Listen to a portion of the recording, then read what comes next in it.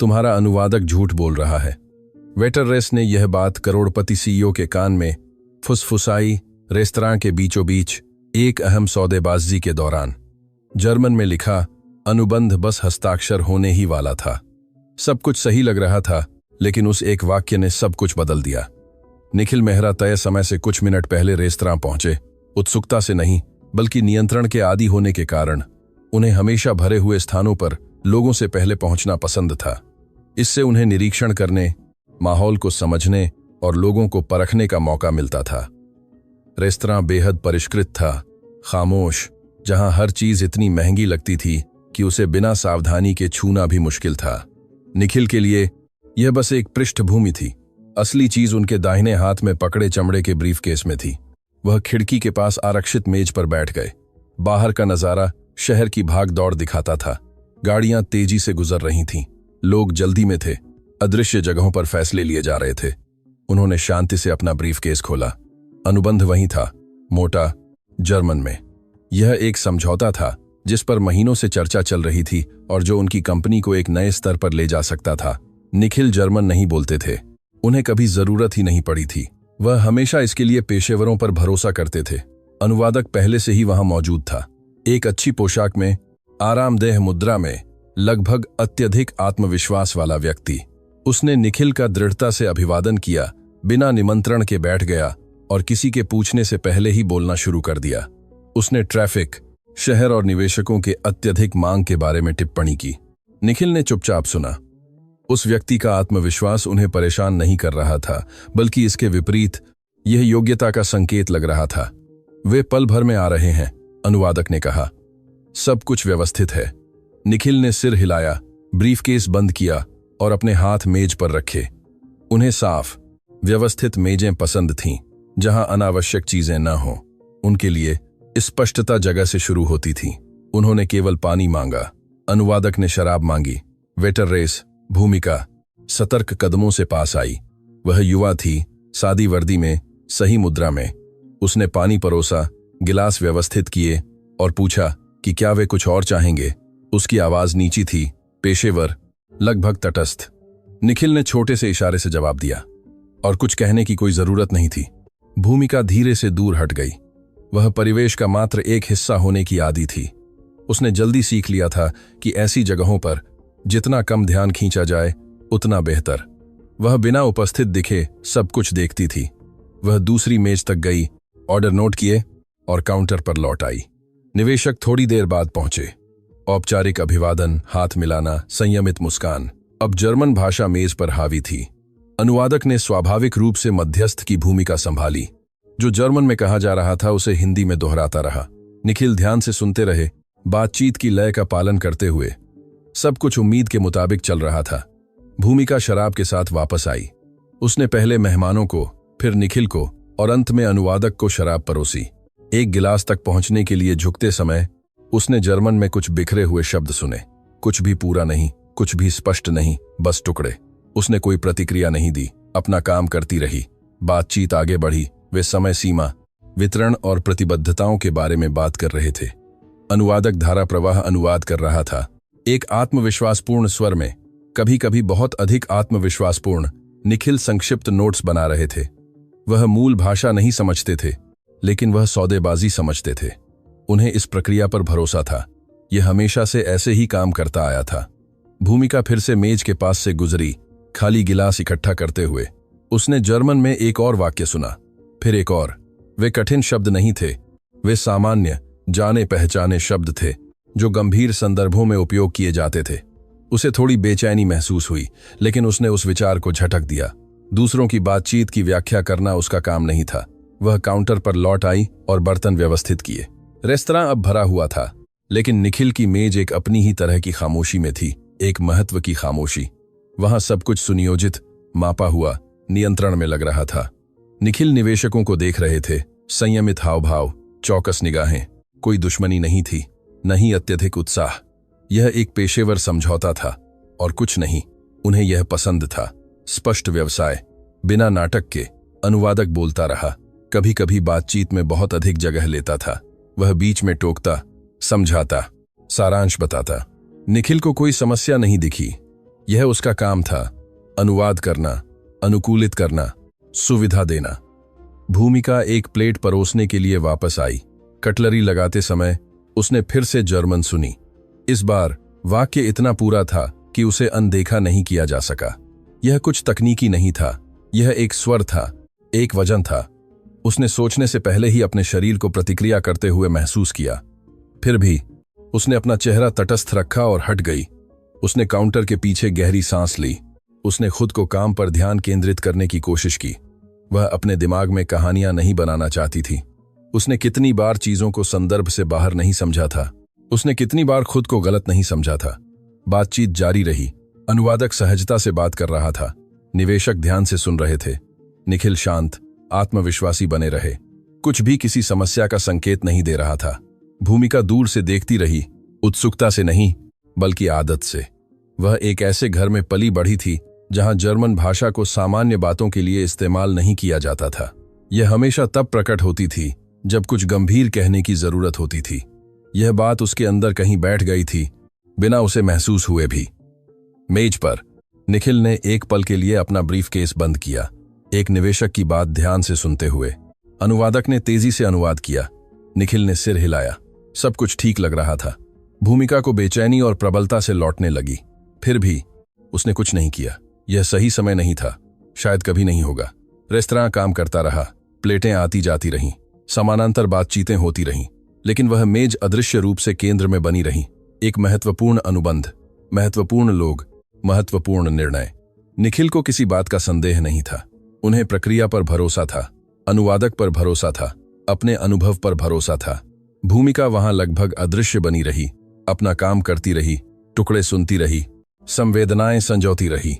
अभी तक यह नहीं जानती थी कि उसी जगह, किसी और समय सब कुछ बदल जाएगा। फिलहाल कुछ नहीं हो रहा था, और ठीक इसी वजह से सब कुछ अभी भी होने वाला था। भूमिका बाएं हाथ पर संतुलित एक ट्रे के साथ हॉल से गुजरी। गर्म प्लेटें, व्यवस्थित गिलास, संयमित कदम। उसने रेस्तरां में जगह न घेरते हुए चलना जल्दी सीख लिया था। इससे फर्क पड़ता था।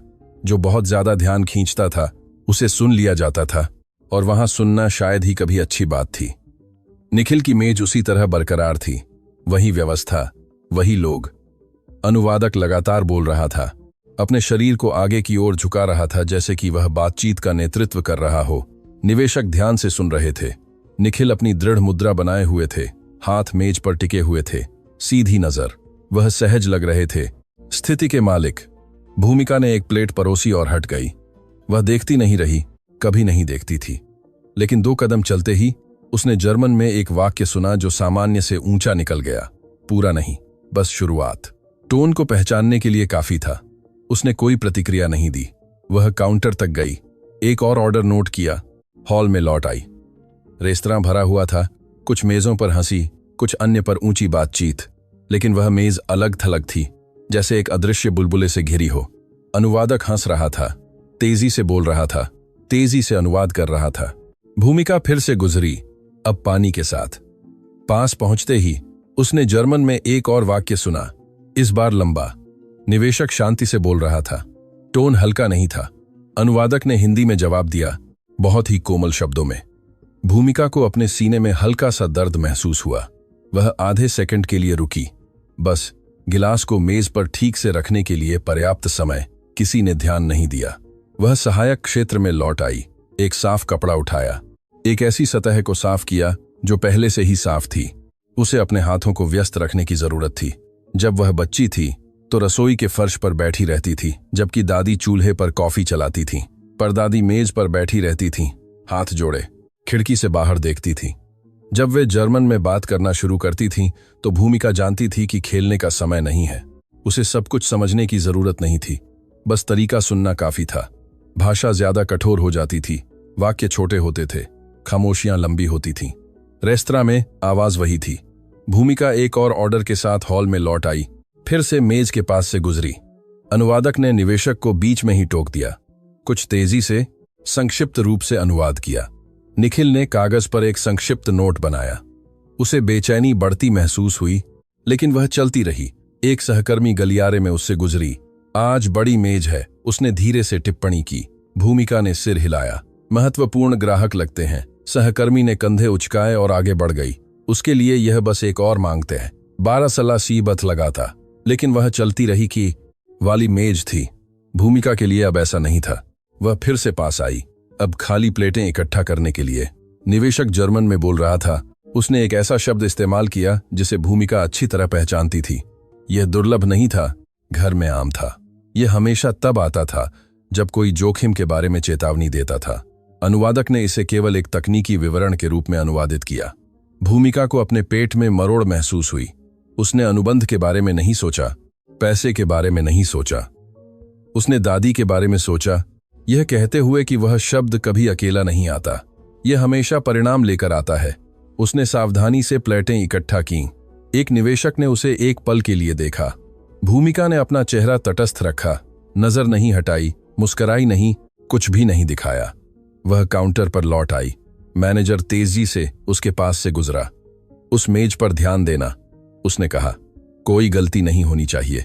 हाँ, भूमिका ने जवाब दिया। गलती? वह शब्द गूंजता रहा। उसने दूर से देखा। अनुवादक अब ज्यादा हाव भाव कर रहा था, ऊंची आवाज में बोल रहा था, हंस रहा था। निखिल गंभीर बने रहे, सुनते रहे, कभी कभी सवाल पूछते थे। अनुवादक बहुत तेजी से जवाब देता था। जर्मन में एक और वाक्य हॉल से गुजरा। इस बार भूमिका ने लगातार 2 शब्दों को पहचाना। टोन अनुवादक की मुस्कान से मेल नहीं खा रहा था। उसने अपने हाथों में कपड़े को कसकर पकड़ लिया। जब वह छोटी थी तो परदादी कहती थीं कि कुछ बातें जर्मन में इसलिए कही जाती हैं ताकि बच्चे न समझें। लेकिन भूमिका काफी हद तक समझती थी, हमेशा समझती थी। उसे यह कभी महत्वपूर्ण नहीं लगा। अब तक वह कॉफी परोसते हुए फिर से मेज के पास से गुजरी। निवेशक धीरे धीरे बोल रहा था। अनुवादक ने तेजी से अनुवाद किया। निखिल ने सिर हिलाया। भूमिका दूर हटते हुए लगभग लड़खड़ा गई। किसी के ध्यान देने से पहले उसने संतुलन बना लिया। दिल तेजी से धड़कने लगा, गिरने के डर से नहीं, किसी और चीज से। वही एक पल के लिए रसोई के पास रुकी। बर्तनों की आवाज उसके विचारों को छिपाने में मदद कर रही थी। वह इसमें शामिल नहीं होना चाहती थी। वह समस्या पैदा नहीं करना चाहती थी। वह जानती थी कि चीजें कैसे काम करती हैं। उस जैसे लोगों को राय देने के लिए नहीं बुलाया जाता था, लेकिन यह राय नहीं थी। अनुवादक ने एक मजाक किया। निवेशकों ने हल्की मुस्कान दी। निखिल नहीं मुस्कुराए। भूमिका हॉल में लौट आई। बातचीत जारी रही। अनुबंध मेज पर खुला पड़ा था। कलम व्यवस्थित थे। सब कुछ आगे बढ़ने के लिए तैयार था। उसने एक और वाक्य सुना। इस बार कोई संदेह नहीं था, टोन चेतावनी का था। अनुवादक ने इसे औपचारिकता के रूप में अनुवादित किया। भूमिका को अपना चेहरा गर्म महसूस हुआ। उसने चारों ओर देखा। किसी को कुछ भी ध्यान नहीं लग रहा था। वहां सभी के लिए वह भाषा बस विदेशी शोर थी। उसके लिए यह एक चेतावनी थी। उसने दादी के बारे में सोचा, परदादी के बारे में सोचा कि उन्होंने कभी उस भाषा का अध्ययन कैसे नहीं किया था, लेकिन वे सही समय पर उसका उपयोग करना जानती थीं। सोचा कि उन्हें कभी यह क्यों नहीं बताया गया कि यह किसी काम आ सकती है। भूमिका को अपने कंधों पर एक वजन महसूस हुआ। उसे अभी तक नहीं पता था कि वह क्या करेगी। शायद कुछ नहीं करेगी, शायद वह गलत थी, शायद यह बस एक संयोग था, लेकिन यह एहसास नहीं गुजरा। वह वहीं परोसती रही, साफ करती रही, सुनती रही। वह भाषा जिसे कोई और नहीं सुनता था, बोलती रही और भूमिका सुनती रही। भूमिका रसोई के दरवाजे के पास रुकी जब उसने वह शब्द फिर से सुना। इस बार स्पष्ट, पूरा आया, कोई संदेह नहीं था। निवेशक सावधानी से बोल रहा था, जैसे हर अक्षर को माप रहा हो। अनुवादक ने बहुत तेजी से जवाब दिया। उसे शब्द दर शब्द अनुवाद करने की जरूरत नहीं थी, अर्थ साथ में आया। यह कोई तकनीकी विवरण नहीं था, इसलिए साल को साली दुनिया अक्षर को। यह एक शर्त थी, यह एक जोखिम था, यह कुछ ऐसा था जो घर में कभी अनदेखा नहीं होता था। अनुवादक हंसा। भूमिका को पेट में ऐंठन महसूस हुई। वह काउंटर पर लौट आई और ऑर्डर व्यवस्थित करने का नाटक करने लगी। उसका दिमाग, हालांकि, वहां से बहुत दूर था। जब से उसने उस रेस्तरां में काम करना शुरू किया था, तब से पहली बार वह जो सुन रही थी उसे अनदेखा नहीं कर पा रही थी। इसलिए नहीं कि वह उत्सुक थी, बल्कि इसलिए कि अब वह इतना समझती थी कि जानती थी कि यह अप्रासंगिक नहीं था। निवेशक फिर से बोलने लगा। उसने एक और जाना, पहचाना शब्द इस्तेमाल किया। यह जटिल नहीं था, यह सामान्य था। यह हमेशा तब आता था जब कोई नुकसान, सीमा या किसी ऐसी चीज के बारे में बात करता था जिसे बाद में पलटा नहीं जा सकता। अनुवादक ने इसे लचीला के रूप में अनुवादित किया। भूमिका ने अपनी उंगलियों को काउंटर पर कस दिया। उसे दादी की बात याद आई। जर्मन में कह रही थी कि कुछ चीजें तब तक छोटी लगती हैं जब तक वे अपनी सीमा पार नहीं कर लेती। उसे परदादी की बात याद आई। जब कोई कुछ ज्यादा गंभीर बात को नरम करने की कोशिश करता था तो मेज पर हाथ मारती थी। रेस्तरां में कोई मेज पर हाथ नहीं मारता था। अनुवादक अब ऊंची आवाज में बोल रहा था, आत्मविश्वासी। निवेशकों को सहजता से टोक रहा था। वह बातचीत का नेतृत्व कर रहा था। निखिल सुनते रहे। कभी कभी वह माथे पर शिकन डालते थे, लेकिन ध्यान से सुनते रहते थे। भूमिका फिर से मेज के पास से गुजरी, नैपकिन इकट्ठा करते हुए। अनुवादक ने एक तेज अधीर नजर डाली, जैसे उसकी उपस्थिति बाधा डाल रही हो। उसने कुछ नहीं कहा, बस बोलता रहा। उसने एक और वाक्य सुना, लंबा। इस बार कोई संदेह नहीं था। यह जिम्मेदारी को परिभाषित करता था, नियंत्रण को परिभाषित करता था। यह परिभाषित करता था कि अगर कुछ गलत हो गया तो कौन नुकसान में रहेगा। अनुवादक ने इसे केवल एक कानूनी औपचारिकता के रूप में अनुवादित किया। भूमिका को अपने दिल की धड़कन तेज होती महसूस हुई। अब यह सिर्फ एहसास नहीं था, सिर्फ याददाश्त नहीं थी, यह समझ थी। वह जानती थी कि वह भाषा में माहिर नहीं थी, जानती थी कि उसे तकनीकी शब्द नहीं आते थे, लेकिन वह यह भी जानती थी कि कब कोई ऐसी चीज का वजन कम कर रहा था जिसे कम नहीं किया जाना चाहिए। वह छोटे कदमों से रसोई में लौट आई, सिंक के पास खड़ी हो गई। पानी की आवाज उसके सिर के अंदर की खामोशी को छिपाने में मदद कर रही थी। उसने जाने के बारे में सोचा, अपना विभाग बदलने के लिए कहने के बारे में सोचा। उसने यह ढोंग करने के बारे में सोचा कि उसने कुछ नहीं सुना था। उसने अपनी नौकरी के बारे में सोचा। उसे उस काम की जरूरत थी, उसे शिफ्ट की जरूरत थी, उसे वेतन की जरूरत थी। वह एक महत्वपूर्ण ग्राहक के साथ समस्या पैदा करने का जोखिम नहीं उठा सकती थी। वह ऐसी बातचीत में शामिल नहीं हो सकती थी जो उसकी नहीं थी। मैनेजर उसके पास से गुजरा। ध्यान देना, उसने कहा। क्या वे और के गुजरा ने पाथी? शराब मांगे? हाँ, भूमिका ने जवाब दिया। वह बोतल के साथ हॉल में लौट आई। पास पहुंचते ही उसने निवेशक को जर्मन में कुछ कहते हुए सुना, अब ज्यादा दृढ़ स्वर में। यह अब सिर्फ सुझाव नहीं था, यह एक चेतावनी थी। अनुवादक ने मुस्कान के साथ अनुवाद किया। निखिल ने एक छोटा सवाल पूछा। अनुवादक ने निवेशकों से परामर्श किए बिना जवाब दिया। भूमिका ने यह देखा, यह उससे अनदेखा नहीं रहा। उसने शराब परोसी। अनुवादक ने धन्यवाद भी नहीं दिया, बस बोलता रहा। भूमिका दूर हट गई और उसे डर और आक्रोश का मिश्रण महसूस हुआ। अपने लिए नहीं, बल्कि उसके लिए जो वहां सबके सामने हो रहा था, बिना किसी के ध्यान दिए। उसने पहेली के टुकड़ों को जोड़ना शुरू किया। उसे विवरण नहीं पता थे, उसे संख्याएं नहीं पता थीं, लेकिन वह जानती थी कि कुछ महत्वपूर्ण चीज को पतला किया जा रहा था, कि एक भारी खंड को सरल के रूप में प्रस्तुत किया जा रहा था, कि कोई उस बातचीत का नेतृत्व जितना उसे करना चाहिए उससे ज्यादा कर रहा था।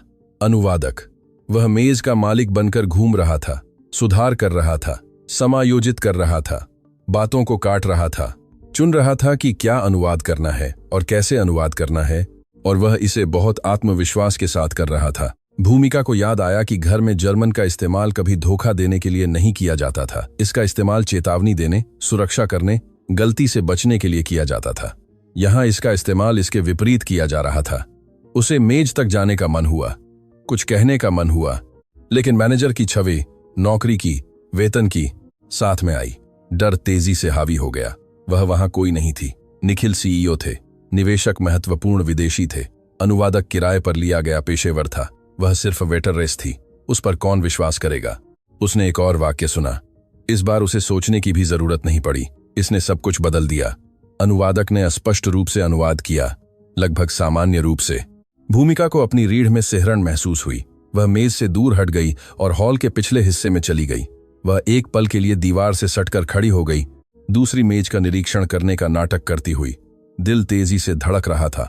उसे अभी तक नहीं पता था कि वह क्या करेगी, लेकिन वह जानती थी कि अगर वह चुप रहती है तो वहां एक गंभीर निर्णय लिया जाएगा, बिना सच्चाई के पूरी तरह मेज पर होने के। बातचीत समापन की ओर बढ़ रही थी। अनुवादक अगले कदमों, हस्ताक्षर, समय सारणी के बारे में बात करने लगा। भूमिका ने गहरी सांस ली। उसके पास कोई सबूत नहीं था, कोई अधिकार नहीं था। उस बातचीत में उसकी कोई जगह नहीं थी। उसके पास बस वही था जो उसने सुना था, और अब वह ठीक से जानती थी कि उसका क्या मतलब था। मेज बहुत व्यवस्थित थी, कागज व्यवस्थित थे, कलम सावधानी से रखे थे, गिलास फिर से भरे हुए थे। एक कागज व्यवस्थित थी, क्या मतलब था? अनुवादक ऐसे बात कर रहा था जैसे वह पहले ही विषय को समाप्त कर चुका हो। टोन अंतिम चरण की ओर ले जाने वाले व्यक्ति का था। भूमिका ने कोई शब्द कहने से पहले ही पहचान लिया। निवेशक ने फिर से जर्मन में बात की, बिना किसी भूमिका के। यह अब चेतावनी नहीं थी, यह एक निष्कर्ष था, उस तरह का वाक्य जिसके बाद घर में खामोशी छा जाती थी। अनुवादक ने तेजी से अनुवाद किया, वाक्य के वजन को आधा काट दिया। निखिल ने सिर हिलाया, इतना काफी था। भूमिका ने अपने शरीर को अपने दिमाग के निर्णय लेने से पहले प्रतिक्रिया करते हुए महसूस किया। एक कदम, फिर दूसरा। ट्रे हल्की थी, बस खाली कप थे। वह मेज की ओर चली, जैसे वह दिन में कितनी बार करती थी। कोई अलग हाव भाव नहीं, कोई जल्दबाजी नहीं। अनुवादक बोलता रहा। वह निखिल के बगल से पास आई, मेज तक पहुंचने के लिए पर्याप्त झुकी, जैसे कुछ इकट्ठा करने वाली हो। कॉफी की महक अभी भी वहीं थी। रेस्तरां का शोर सामान्य रहा, किसी ने ध्यान नहीं दिया। भूमिका इतना पास पहुंच गई कि केवल वही सुन सके। तुम्हारा अनुवादक झूठ बोल रहा है। उसने समझाया नहीं, दोहराया नहीं, आवाज नहीं उठाई, जवाब का इंतजार नहीं किया, अपना शरीर सीधा किया, कप उठाए और दूर हट गई। दुनिया नहीं रुकी। रेस्तरां काम करता रहा। किसी और मेज पर कोई हंसा। उसके पीछे से एक वेटर तेजी से गुजरा।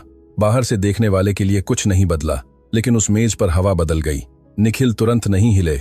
उन्होंने भूमिका को नहीं देखा, प्रतिक्रिया नहीं दी, बस सामान्य से एक पल ज्यादा के लिए स्थिर रहे। अनुवादक बिना समझे बोलता रहा। भूमिका को अपनी टांगें कांपती हुई महसूस हुई जब वह पीछे मुड़ी। वह संयमित कदमों से काउंटर तक गई। हाथ ठंडे थे। दिल हॉल की लय के लिए बहुत तेजी से धड़क रहा था। वह जानती थी कि उसने अभी क्या किया था।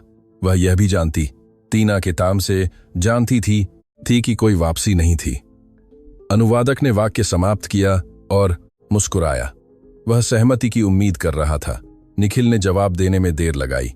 उन्होंने शांति से ब्रीफकेस बंद किया, पूरी तरह से नहीं, बस प्रवाह को बाधित करने के लिए पर्याप्त।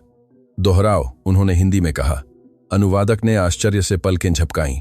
जरूर, उसने अपनी मुद्रा समायोजित करते हुए कहा। मैं समझा रहा था कि दोहराओ, जो उसने कहा था। निखिल ने निवेशक की ओर इशारा करते हुए उसे रोका। निवेशक ने धीरे धीरे जर्मन में फिर से बात की। अनुवादक ने अनुवाद किया। निखिल ने कुछ भी नोट किए बिना सुना, बस देखा। काउंटर से भूमिका सब कुछ देखती रही। उसने एक गिलास साफ करने का नाटक किया। उसने सीधे मेज की ओर नहीं देखा, लेकिन हर स्वर परिवर्तन को सुन रही थी। अनुवादक पहले से ज्यादा खुद को सही ठहराने लगा। उसने शब्द जोड़े, वाक्य समायोजित किए। निखिल ने चुपचाप सुना। फिर से उन्होंने अब सरल जर्मन में कहा, जो उन्होंने पुरानी यात्राओं में सीखा था। एक अकेला शब्द, एक परीक्षा। निवेशक ने जवाब दिया। अनुवादक ने बहुत तेजी से अनुवाद किया। निखिल ने पहली बार अपनी आंखें उठाईं, भूमिका की ओर नहीं, अनुवादक की ओर। धीरे धीरे चलते हैं, उन्होंने कहा, कोई जल्दबाजी नहीं। अनुवादक ने सिर हिलाया, लेकिन मुस्कान पहले जैसी नहीं थी। उसने अपने कॉलर पर हाथ फेरा, शराब का घूंट पिया, कम बोला। भूमिका को अपने कंधों पर निर्णय का वजन महसूस हुआ। अब इंतजार करना था। वह और कुछ नहीं कर सकती थी। पछतावा करने का कोई फायदा नहीं था। वह हॉल के पिछले हिस्से में हट गई जब मैनेजर पास आया। तुमने वहां क्या कहा? उसने धीरे से पूछा। भूमिका ने सूखी सांस ली। कुछ खास नहीं, उसने जवाब दिया। बस कॉफी के बारे में बताया। मैनेजर ने संदेह से माथे पर शिकन डाली, लेकिन जोर नहीं दिया। मेज इतनी महत्वपूर्ण थी कि कोई तमाशा नहीं करना था। अनुवादक अब ज्यादा सावधानी से बात कर रहा था। निवेशकों ने संक्षिप्त नजरें आपस में बदलीं। निखिल वस्तुनिष्ठ सवाल पूछ रहे थे, एक एक करके। भूमिका दूर से देखती रही, समय को खींचते हुए महसूस करती रही। वह जानती थी कि उसे उसी रात नौकरी से निकाला जा सकता है। वह जानती थी कि उसे बुलाया जा सकता है, सवाल किया जा सकता है, बेनकाब किया जा सकता है। जानती थी कि शायद कोई उस पर विश्वास नहीं करेगा। फिर भी उसे कोई पछतावा नहीं था। अनुवादक ने एक से ज्यादा बार बातचीत समाप्त करने की कोशिश की, समय सारणी, हस्ताक्षर की बात की। निखिल ने ब्रीफकेस पूरी तरह बंद कर दिया। इसे किसी और दिन के लिए छोड़ देते हैं, उन्होंने कहा। अनुवादक की आंखें फैल गईं। लेकिन सब कुछ ठीक है, उसने तेजी से जवाब दिया। अब बस औपचारिकता है। नहीं, निखिल ने सूखा जवाब दिया। ऐसा नहीं है। उसके बाद की खामोशी छोटी थी, लेकिन भारी थी। निवेशकों ने एक दूसरे को देखा। अनुवादक ने बोलने के लिए अपना मुंह खोला और फिर बंद कर दिया। भूमिका को हवा ज्यादा घनी महसूस हुई। निखिल शांति से उठ खड़े हुए, निवेशकों को धन्यवाद दिया, स्थगन के लिए माफी मांगी, कहा कि वह संपर्क करेंगे। अनुवादक ने साथ चलने की कोशिश की। निखिल ने जवाब नहीं दिया। भूमिका ने मेज को साफ किया जब वे दूर हट गए। अब उसके हाथ कम कांप रहे थे। डर अभी भी था, लेकिन उसमें कुछ अलग मिला हुआ था। विवेक। उसे नहीं पता था कि आगे क्या होगा। उसे नहीं पता था कि उसे बुलाया जाएगा या नहीं। उसे नहीं पता था कि उसकी नौकरी चली जाएगी या नहीं। वह बस इतना जानती थी कि उस पल उसने वही किया था जो करना जरूरी था। रेस्तरां सामान्य गति पर लौट आया। दूसरी मेजें, दूसरे ऑर्डर, कोई और आम रात। लेकिन भूमिका के लिए वह वाक्य अभी भी गूंज रहा था, छोटा, सीधा, अपरिवर्तनीय। और वहां से सब कुछ बदलने लगा था। निखिल उस रात सीधे घर नहीं लौटे। वह रेस्तरां से वैसे ही निकले जैसे वह हमेशा महत्वपूर्ण जगहों से निकलते थे, बिना जल्दबाजी दिखाए, बिना स्पष्टीकरण दिए, बिना पीछे देखे। उन्होंने संयमित शिष्टाचार के साथ निवेशकों का अभिवादन किया, अनुवादक को अनदेखा किया। जब उसने फिर से पास आने की कोशिश की और हमेशा की तरह तटस्थ चेहरे के साथ अपनी कार में बैठ गए, लेकिन अंदर से कुछ सही जगह पर नहीं था। कार्यालय तक का रास्ता खामोशी में बीता। कोई कॉल नहीं, कोई संगीत नहीं, बस इंजन की लगातार आवाज और वह विचार जो उसी बिंदु पर लौटने पर जोर दे रहा था। वह नीची, दृढ़ आवाज, बिना कांपे, तुम्हारा अनुवादक झूठ बोल रहा है। यह वाक्य की सामग्री नहीं थी जिसने उन्हें ज्यादा परेशान किया। यह उसमें दिलचस्पी की कमी थी। कोई अनुरोध नहीं था, कोई नाटक नहीं था, मनाने की कोई कोशिश नहीं थी। बस एक चेतावनी, सूखी, सटीक, जैसे कोई जानता हो कि उसे सुना नहीं जाएगा, लेकिन फिर भी बोलता हो। निखिल ने अपनी निजी पार्किंग में गाड़ी खड़ी की और अकेले ऊपर चले गए। इमारत लगभग खाली थी, कुछ ही बत्तियां जल रही थीं। उस तरह की खामोशी जो केवल तब मौजूद होती है जब महत्वपूर्ण निर्णय पहले ही स्थगित हो चुके होते हैं। वह अपने कार्यालय में दाखिल हुए। उन्होंने अपना कोट कुर्सी पर पटका और कुछ सेकंड तक मेज को देखते हुए खड़े रहे। अनुबंध अभी भी वहीं था। उन्होंने उसे तुरंत नहीं खोला। वह बैठे, हाथ जोड़े, गहरी सांस ली। सालों तक निखिल ने दो चीजों पर सबसे ज्यादा भरोसा किया था, संख्याएं और तकनीकी लोग। उन्हें हमेशा विश्वास था कि खतरा भावनाओं से आता है, न कि अच्छी तरह से प्रशिक्षित पेशेवरों से। और अनुवादक बिल्कुल ऐसा ही था। अनुभवी, अनुशंसित, बहुत सुरक्षित, बहुत ज्यादा सुरक्षित। रेस्तरां की यादें अब ज्यादा स्पष्टता से वापस आईं। सरल सवाल, बहुत लंबे जवाब, जल्दबाजी में नेतृत्व करना। अनुवादक की स्पष्ट बेचैनी जब निखिल ने एक खंड को दोहराने के लिए कहा। कुछ भी चौंकाने वाला नहीं, कुछ भी स्पष्ट नहीं, लेकिन एक दरार छोड़ने के लिए पर्याप्त। उन्होंने कंप्यूटर चालू किया और अनुबंध खोला। इस बार आगे बढ़ने के लिए नहीं, बल्कि देखने के लिए। उन्होंने शांति से पढ़ा। वह तकनीकी जर्मन नहीं समझते थे, लेकिन वह संरचना, अनुक्रम, लय समझते थे। और वहां कुछ असंगत लग रहा था, पाठ में नहीं, बल्कि संचालन में। उन्होंने फोन उठाया। कल सुबह लीगल टीम को बुलाओ, उन्होंने सहायक को तटस्थ स्वर में कहा। मुझे अनुबंध का एक स्वतंत्र विश्लेषण चाहिए, गोपनीय, बिना किसी शोरगुल के। कोई विशेष तात्कालिकता? उसने केवल सटीकता से पूछा। कोई हस्तक्षेप नहीं, उन्होंने जवाब दिया। फोन काट दिया। अगली सुबह वह सामान्य से पहले पहुंचे। कंपनी अभी जाग ही रही थी जब वह पहले से ही पुरानी ईमेलों की समीक्षा कर रहे थे जो सौदेबाजी से संबंधित थीं। कुछ भी आंखों में नहीं चुभ रहा था, कोई स्पष्ट गलती नहीं। उस तरह का जाल जो केवल इसलिए काम करता है क्योंकि वह साफ दिखता है। लीगल टीम थोड़ी देर बाद आई। मैं चाहता हूं कि आप इसकी समीक्षा ऐसे करें जैसे आप कुछ भी नहीं जानते, निखिल ने मेज पर अनुबंध धकेलते हुए कहा। और मुझे एक समानांतर तकनीकी अनुवाद चाहिए, लाइन बाय लाइन। आज? वकील ने पूछा। कोई जल्दबाजी नहीं, निखिल ने जवाब दिया, लेकिन कोई लापरवाही नहीं। वकील ने सिर हिलाया और चला गया। दिन एक अजीब गति से आगे बढ़ा। निखिल ने बैठकों में भाग लिया, छोटे दस्तावेजों पर हस्ताक्षर किए, संदेशों का जवाब दिया, लेकिन विचार नहीं गया। अनुबंध से नहीं, वेटर रेस से। उन्होंने खुद को तर्कसंगत बनाने की कोशिश की। खुद से कहा कि यह बस एक संयोग था, कि मानव मस्तिष्क वहां पैटर्न ढूंढता है जहां वे मौजूद नहीं होते, कि मेजें परोसने वाली एक युवा महिला के लिए निवेशकों और पेशेवरों द्वारा अनदेखी की गई चीज को पहचानना कोई मायने नहीं रखता था। और फिर भी बेचैनी बनी रही। देर शाम फोन बजा। मिस्टर निखिल, वकील की आवाज ने कहा, जो सामान्य से ज्यादा संयमित थी। हम अभी भी विश्लेषण कर रहे हैं, लेकिन मुझे आपको कुछ बताना है। निखिल अपनी कुर्सी पर सीधे बैठ गए। बताओ, उन्होंने कहा। एक खंड है जो किए गए संचालन से मेल नहीं खाता, उन्होंने समझाया। कुछ भी स्पष्ट नहीं है, लेकिन इसका व्यावहारिक प्रभाव मौखिक रूप से प्रस्तुत किए गए से अलग है। लाइन के दूसरी ओर खामोशी लंबी हो गई। कैसे अलग? निखिल ने पूछा।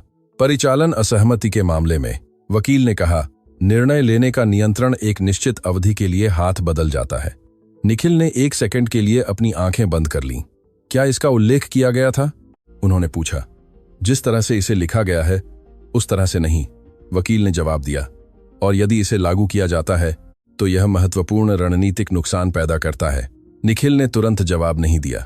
जारी रखो, उन्होंने अंततः कहा। हम एक दूसरा बाहरी अनुवाद मांग रहे हैं, वकील ने जोड़ा, लेकिन यह पहले से ही एक चेतावनी देता है। निखिल ने धन्यवाद दिए बिना फोन काट दिया। खिड़की से शहर को देखते हुए खड़े रहे। नीचे एक एक करके बत्तियां जलनी शुरू हो गई थीं। उन्हें एक दुर्लभ एहसास हुआ, गुस्सा नहीं बल्कि ठंडक। वह वाक्य अब एक अलग वजन के साथ वापस आया। तुम्हारा अनुवादक झूठ बोल रहा है। यह अब एक अकेला चेतावनी नहीं थी, यह एक शुरुआती बिंदु था। उन्होंने फिर से अनुबंध उठाया।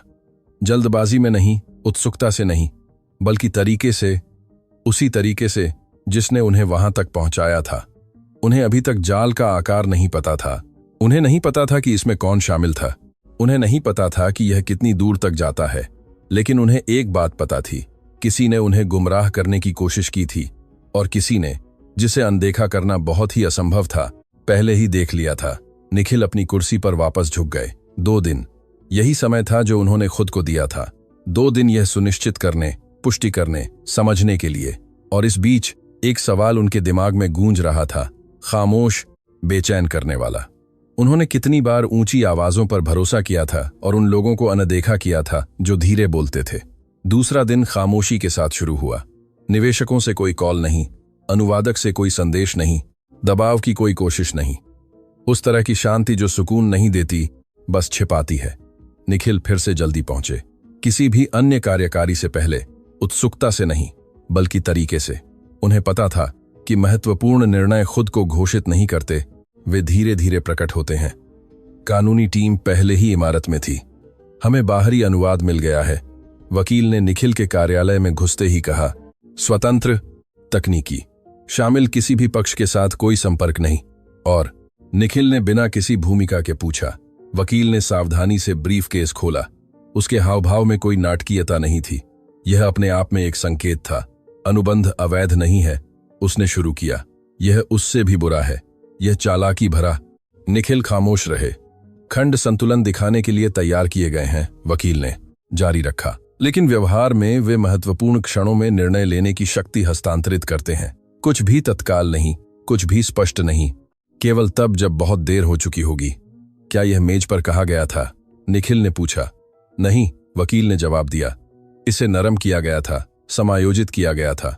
मौखिक अनुवाद में कुछ महत्वपूर्ण शब्द छोड़ दिए गए थे। निखिल ने अपनी कोहनी मेज पर टिकाई। पुष्टि करो, उन्होंने कहा कि मौखिक अनुवाद मूल पाठ से अलग था। वकील ने रणनीतिक बिंदुओं पर सिर हिलाया। हाँ। निखिल ने ब्रीफकेस बंद कर दिया। कोई धमाका नहीं हुआ, न ही कोई स्पष्ट आश्चर्य, बस पुष्टि। मुझे सब कुछ दस्तावेज में चाहिए, उन्होंने कहा, लाइन बाय लाइन, तुलनात्मक। और मैं जानना चाहता हूं कि यह अनुवादक इस समूह के साथ कितने समय से काम कर रहा है। हम यह पहले ही पता कर रहे हैं, वकील ने जवाब दिया। पुनरावृत्ति है, यह शब्द हवा में लटका रहा। पुनरावृत्ति। निखिल ने पति कुछ और कहे बिना कार्यालय से बाहर चले गए। वह कंपनी के लंबे गलियारे से गुजरे, स्वचालित अभिवादनों को अनदेखा करते हुए। उनका दिमाग परतों में काम कर रहा था, जैसा कि वास्तविक संकटों में हमेशा करता है। यह केवल एक समझौता किया गया अनुबंध नहीं था, यह हेरफेर किया गया विश्वास था। यह कोई ऐसा था जो इस बात पर दांव लगा रहा था कि वह ज्यादा सवाल नहीं पूछेंगे। और सबसे महत्वपूर्ण बात, यह कोई ऐसा था जो उन लोगों की खामोशी पर भरोसा कर रहा था जिनकी कोई आवाज नहीं थी। दोपहर की शुरुआत में उन्होंने अनुवादक को बुलाया। मैं कुछ बिंदुओं को स्पष्ट करना चाहता हूं, उन्होंने फोन पर कहा। कल सुबह। यहां जवाब बहुत तेजी से आया। जरूर मिस्टर निखिल, मैं आपके लिए उपलब्ध हूं। सुरक्षित, आरामदायक, हमेशा की तरह वही टोन। निखिल ने फोन काट दिया। उन्हें अभी सामना करने की जरूरत नहीं थी, सच्चाई पहले ही स्पष्ट हो चुकी थी। अगला कदम आरोप लगाना नहीं था, बल्कि निरीक्षण करना था। इस बीच भूमिका काम करती रही। रेस्तरां उस दिन भरा हुआ था। व्यावसायिक लंच, संयमित हंसी, धीमी आवाज में महत्वपूर्ण बातचीत। भूमिका हमेशा की तरह मेजों के बीच घूमती रही, चौकस, विवेकपूर्ण, जरूरत पड़ने पर अदृश्य, लेकिन अंदर से उसका शरीर सतर्क था। अनुबंध वाली मेज के दिन के बाद से कुछ नहीं हुआ था। कोई डांट नहीं, कोई कॉल नहीं, कोई चेतावनी नहीं। अब खामोशी भारी पड़ रही थी। वह खुद से पूछती थी कि क्या उसने सही किया था, क्या उसने बढ़ा चढ़ाकर पेश किया था, क्या उसने गलत व्याख्या की थी। डर करोड़पति का नहीं था, वह बात का था। वह उस तरह की जगह को जानती थी। वह जानती थी कि गलतियां घोषित नहीं की जाती, उन्हें खामोशी से दंडित किया जाता है। उसने कॉफी परोसी, प्लेटें इकट्ठा की, उस मेज की ओर देखने से बची जहां सब कुछ शुरू हुआ था। जब शिफ्ट समाप्त हुई तो वह तेजी से बाहर निकली, हमेशा की तरह। निखिल दूर से देख रहे थे। वह उस दिन संयोग से रेस्तरां नहीं आए थे। वह एक विवेकपूर्ण मेज पर बैठे, कुछ साधारण ऑर्डर किया और वहां लोगों पर ज्यादा ध्यान दिया बजाय माहौल के। उन्होंने भूमिका को काम करते देखा। संयमित तरीका, अत्यधिक सावधानी, शरीर हमेशा एक कदम पीछे, जैसे कोई जगह नहीं घेरना चाहता हो। उसमें कुछ भी ध्यान आकर्षित करने वाला नहीं था, और फिर भी वही थी जिसने वह देखा जो पूरे कमरे ने नहीं देखा था। उन्होंने उसे बुलाया नहीं, इशारा नहीं किया, पास नहीं आए, अभी नहीं। दिन के अंत में वह एक और टुकड़ा बैठाकर कार्यालय लौट आए। पुष्टि देर शाम को आई। कानूनी टीम ने अंतिम रिपोर्ट भेजी। अब कोई संदेह नहीं था। अनुवादक ने झूठ बोला था, सब कुछ में नहीं, मोटे तौर पर नहीं, लेकिन निर्णय लेने, समय जीतने, निर्भरता पैदा करने, निखिल के हितों के अलावा अन्य हितों का पक्ष लेने के लिए पर्याप्त। निखिल ने बिना एक भी लाइन छोड़े पूरा दस्तावेजा पढ़ा। फिर उन्होंने फाइल बंद कर दी। उन्हें राहत महसूस नहीं हुई, उन्हें कुछ ज्यादा भारी महसूस हुआ। यह एहसास कि अगर उन्होंने उस रात हस्ताक्षर कर दिए होते तो उन्हें बहुत देर होने तक गलती का पता नहीं चलता, और अगर इसे रोका नहीं जाता तो कोई भी जिम्मेदारी नहीं लेता। कोई नहीं, उस युवा महिला के सिवाय जिसे बोलने से कुछ हासिल नहीं होना था। उन्होंने अपनी कुर्सी की पीठ टिका दी। 2 दिन सब कुछ पुष्टि करने के लिए काफी थे। अब विकल्प थे। पहला, अनुवादक से निपटना होगा। दूसरा, ज्यादा नाजुक भूमिका के साथ क्या करना है यह तय करना होगा। एक आवेगपूर्ण इनाम के रूप में नहीं, एक प्रतीकात्मक हावभाव के रूप में नहीं, बल्कि एक वास्तविक परिणाम के रूप में। वह एक सुंदर कहानी नहीं बनाना चाहते थे, वह एक संरचनात्मक गलती को ठीक करना चाहते थे। उन्होंने शहर की ओर देखा। धोखाधड़ी साबित हो चुकी थी, जोखिम नियंत्रित था, नियंत्रण वापस मिल गया था। लेकिन जिस बात ने उन्हें सबसे ज्यादा परेशान किया वह बचा हुआ नुकसान नहीं था, बल्कि वह सवाल था जो अब उनके दिमाग से नहीं निकल रहा था। उन्होंने जीवन भर कितने निर्णय केवल उन लोगों के आधार पर लिए थे जो सबसे ज्यादा ऊंची आवाज में बोलते थे। अगले दिन भूमिका को शिफ्ट के बीच में बुलाया गया। कोई स्पष्टीकरण नहीं था, बस मैनेजर का एक विवेकपूर्ण अनुरोध जो इतना तटस्थ था कि वह आश्वस्त करने वाला नहीं था। वे आपसे बाहर बात करना चाहते हैं। उसे पेट में ऐंठन महसूस हुई। उसने सामान्य से ज्यादा सावधानी से हाथ धोए, अपना एप्रन ठीक किया, गहरी सांस ली, उन सभी चीजों के बारे में सोचा जो उसने पिछले कुछ दिनों में गलत की होंगी।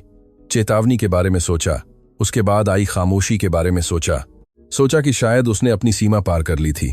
निखिल रेस्तरां के बाहर इंतजार कर रहे थे, अपनी कार से टिके हुए थे, मेजों से दूर। उन्होंने सूट नहीं पहना था, बस एक सादी कमीज आस्तीन मुड़ी हुई थी। फिर भी उनकी मुद्रा में कोई संदेह नहीं था। भूमिका ने उन्हें तुरंत पहचान लिया। वह कुछ कदम दूर रुक गई। क्या आप मुझसे बात करना चाहते थे? उसने धीमी आवाज में पूछा। निखिल ने सिर हिलाया। ओह हाँ, उन्होंने जवाब दिया, अगर आपके पास कुछ मिनट हो। उसने भी सिर हिलाया। उसने यह नहीं पूछा कि क्यों, उसने माफी नहीं मांगी, बस वहां इंतजार करती रही। मैं एक बात कहकर शुरू करना चाहता हूं, उन्होंने कहा। मुसीबत में नहीं है। भूमिका ने थोड़ी बेहतर सांस ली, लेकिन आराम नहीं किया। मैंने अनुबंध का एक स्वतंत्र सत्यापन मांगा था, निखिल ने जारी रखा। इसमें 2 दिन लगे और इसने आपकी बात की पुष्टि की। उसकी आंखें फैल गईं। उसे नहीं पता था कि क्या जवाब देना है। अनुवादक ने झूठ बोला, उन्होंने बिना किसी भूमिका के कहा। उसके बाद की खामोशी भारी थी। मैं भूमिका ने शुरू किया, लेकिन रुक गई। मुझे पूरी तरह से यकीन नहीं था, बस कुछ गलत लग रहा था। यह गलत था, निखिल ने जोर दिया, और यह स्पष्ट नहीं था। उसने अपनी आंखें नीची कर लीं। मुझे बोलने में डर लगा था। उसने कबूल किया। मुझे नहीं लगा कि कोई मेरी बात सुनेगा। फिर भी आपने बात की, उन्होंने जवाब दिया। आबी में एसेक्स। भूमिका ने असहजता से कंधे उचकाए। मैंने उसके बाद कुछ नहीं सोचा। उसने कहा, बस सोचा कि अगर यह गलत हो गया तो कम से कम मैं सो पाऊंगी, अगर मैं नहीं बोलती तो नहीं। निखिल कुछ सेकंड के लिए खामोश रहे, इससे पहले कि उन्होंने पूछा, आपने जर्मन कैसे सीखी? भूमिका हिचकिचाई। वह सवाल आरोप लगाने वाला नहीं लग रहा था, जिज्ञासु लग रहा था। घर पर, उसने जवाब दिया, अपनी दादी और अपनी परदादी के साथ। उन्होंने उसे ध्यान से देखा। क्या वे जर्मन थीं? उन्होंने पूछा। वंशज, भूमिका ने समझाया। मेरी परदादी लगभग हर समय बात करती थीं।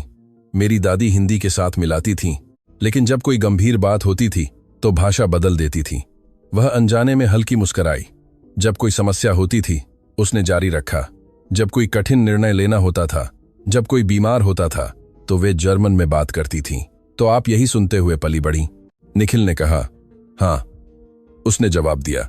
अध्ययन के रूप में नहीं, बल्कि सह अस्तित्व के रूप में। उसने एक पल के लिए रुक गई। मैंने कभी नहीं सोचा था कि यह उपयोगी होगा। मैंने हमेशा सोचा था कि यह बस घर की बात है। निखिल को अपने सीने में कुछ कसता हुआ महसूस हुआ। यह अनियंत्रित भावना नहीं थी, यह देर से पहचान थी।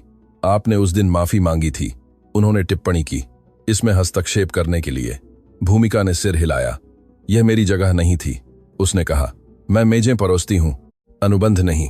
यह आपको किसने बताया? निखिल ने पूछा। वह खामोश रही। जिंदगी, उसने कुछ सेकंड के बाद जवाब दिया। निखिल ने गहरी सांस ली। क्या आप जानती हैं कि मुझे इस सब में सबसे ज्यादा क्या परेशान किया? उन्होंने कहा। यह धोखाधड़ी की कोशिश नहीं थी, यह महसूस करना था कि उस मेज पर कोई भी आप जैसे किसी की बात सुनने के लिए तैयार नहीं था। भूमिका ने जवाब नहीं दिया, सहमति के लिए नहीं, बल्कि यह नहीं जानने के लिए कि कैसे। मैं आज यहां वापस आया, उन्होंने जारी रखा, क्योंकि मुझे यह समझने की जरूरत थी कि आपने जो किया वह संयोग था या चरित्र। उसने अपनी नजर उठाई। यह हिम्मत नहीं थी, उसने कहा, यह बेचैनी थी। निखिल ने धीरे धीरे सिर हिलाया। यही वह चीज है जिससे लगभग हर कोई भागता है, उन्होंने जवाब दिया। वे कुछ सेकंड के लिए खामोश रहे। शहर का दूर का शोर उनके बीच की जगह भर रहा था। मैं नहीं चाहता कि आप खुद को कर्ज में महसूस करें, निखिल ने अंत में कहा।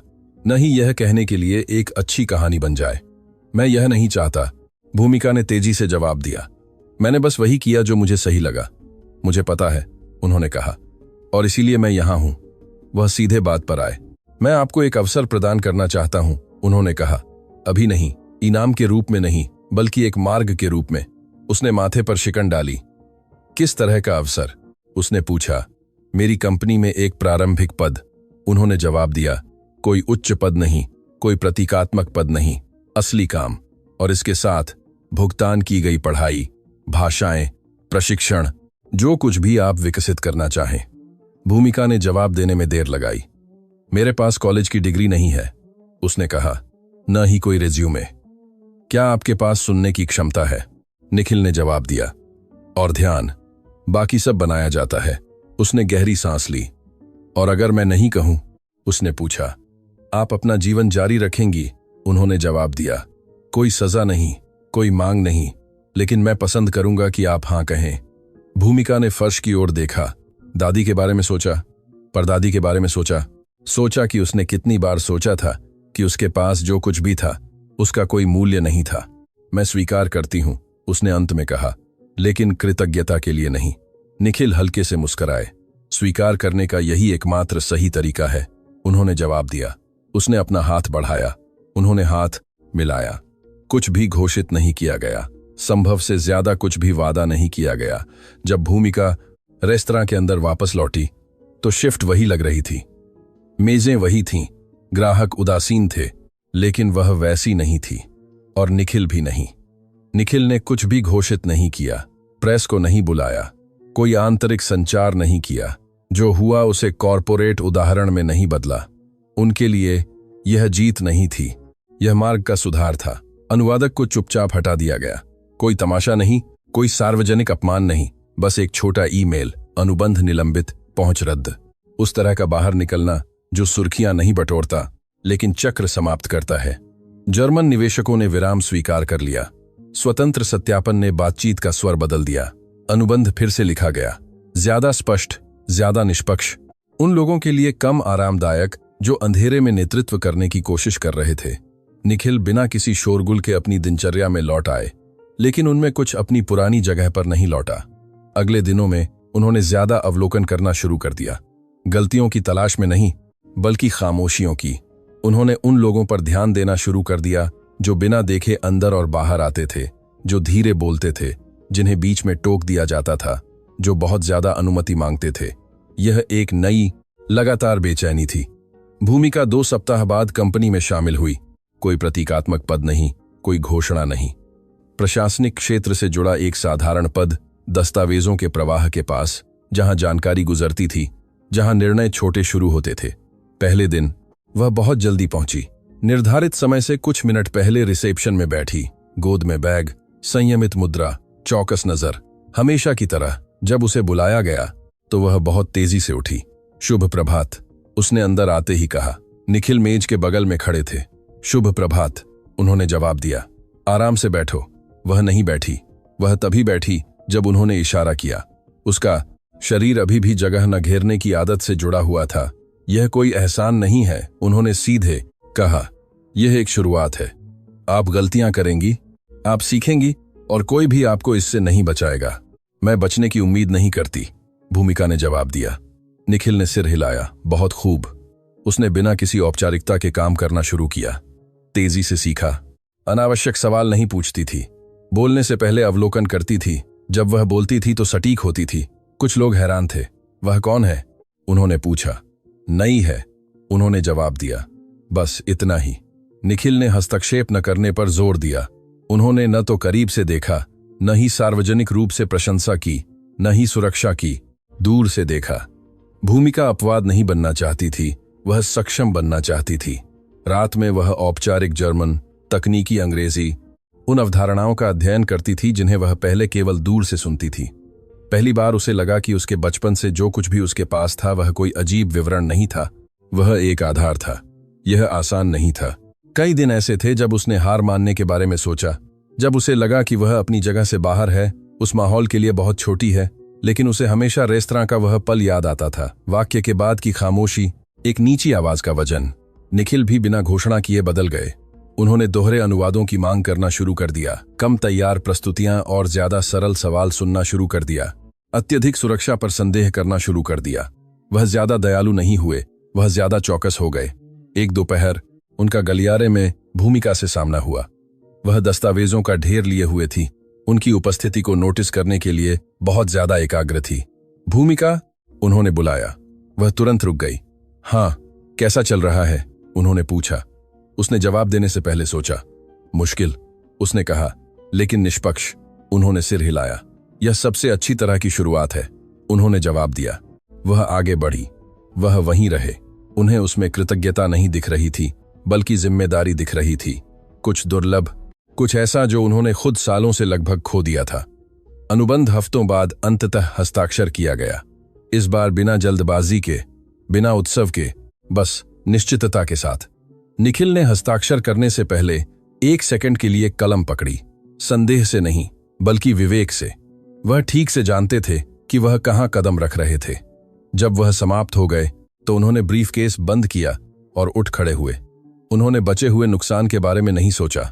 उन्होंने रेस्तरां की मेज के बारे में सोचा, उस युवा महिला के बारे में जिसे कुछ हासिल नहीं होना था और उन्हें कितना नुकसान उठाना पड़ता अगर वह केवल उन लोगों पर भरोसा करते जो सबसे ज्यादा ऊंची आवाज में बोलते थे।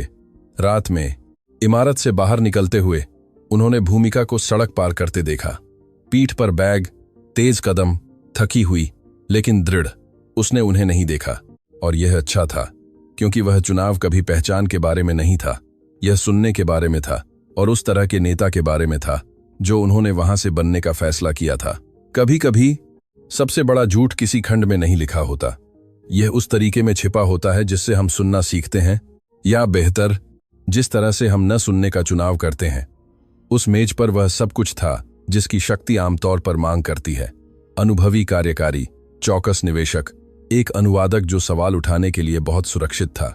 सब कुछ नियंत्रण में लग रहा था, लेकिन खतरा आमतौर पर शोरगुल के साथ प्रकट नहीं होता। यह सामान्यता के रूप में छिपा हुआ आता है, अत्यधिक आत्मविश्वास के रूप में, निष्कर्ष निकालने की जल्दबाजी के रूप में। और ठीक वहीं जहां सभी खुद को तैयार महसूस कर रहे थे, किसी ने गलती नहीं देखी। कोई नहीं, उस व्यक्ति के सिवाय जिसकी मेज पर कोई जगह नहीं थी। भूमिका राय देने के लिए नहीं थी, सौदेबाजी करने के लिए नहीं थी, सुनी जाने के लिए नहीं थी, वह सेवा करने के लिए थी। और शायद इसीलिए उसने बेहतर सुना।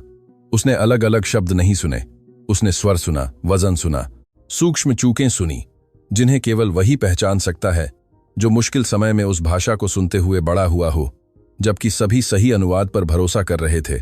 उसने वह देखा जो कहा नहीं जा रहा था, और यह जानते हुए भी कि वह अपनी नौकरी खो सकती है, यह जानते हुए भी कि कोई उस पर विश्वास नहीं करेगा, यह जानते हुए भी कि वह उसकी जगह नहीं थी, उसने बात की।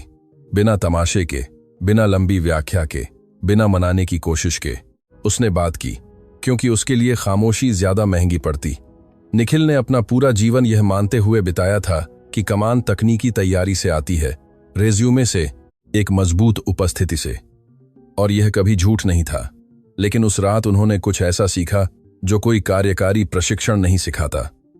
अधिकार दृष्टि की गारंटी नहीं देता, और जितना ऊंचा कोई बोलता है उतना ही आसान होता है जो धीरे बोलता है उसे अनदेखा करना।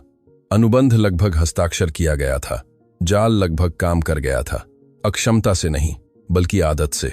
हमेशा एक ही लोगों को सुनने की आदत, उन्हीं आवाजों पर भरोसा करने की आदत, यह मान लेने की आदत की प्रतिभा स्थिति के साथ चलती है। जब सच्चाई सामने आई तो निखिल आगे बढ़ सकते थे, जैसे कुछ हुआ ही ना हो। वह सब कुछ किस्मत या एक अस्थायी विचलन के रूप में मान सकते थे, लेकिन उन्होंने रुकने का फैसला किया। उन्होंने केवल एक अनुबंध की समीक्षा नहीं की, बल्कि अपने आसपास के लोगों को देखने के अपने तरीके की समीक्षा की, क्योंकि उन्हें कुछ असहज महसूस हुआ। उन्होंने जीवन में कितने महत्वपूर्ण निर्णय लिए थे, उन लोगों को अनदेखा करते हुए जो प्रासंगिक नहीं लगते थे। उन्होंने कितने अवसर खो दिए थे, क्योंकि किसी ने उन्हें पदानुक्रम से बाहर सुनना नहीं सिखाया था।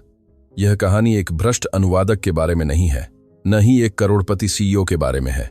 यह ध्यान के बारे में है, उन लोगों में छिपे मूल्य के बारे में है जो खामोशी में देखते हैं, जो बीच में नहीं टोकते, जो यह जाने बिना सीखते हैं कि किसके लिए, और इस बारे में कि दुनिया कितना खोती है जब वह केवल उन लोगों का सम्मान करती है जो ऊंची आवाज में बोलते हैं। अंत में भूमिका को अनुबंध बचाने के लिए कोई अवसर नहीं मिला। उसे मिला क्योंकि किसी ने पहली बार उसकी भूमिका से परे देखने का फैसला किया। और निखिल वित्तीय गलती को ठीक करके बेहतर इंसान नहीं बने, वह बदल गए क्योंकि उन्होंने कुछ ज्यादा कठिन सीखा। खतरा गलती करना नहीं है, यह बिना सुने गलती करना है जिसने चेतावनी देने की कोशिश की थी। और अब मैं आपसे पूछना चाहता हूं, यदि आप निखिल की जगह होते तो क्या आपने उस वेटररेस की बात सुनी होती या एक बार फिर केवल उन पर भरोसा किया होता जो तैयार लगते थे? और यदि आप भूमिका की जगह होती तो क्या आप में बोलने की हिम्मत होती, यह जानते हुए भी कि आप इसके लिए सब कुछ खो सकती थीं?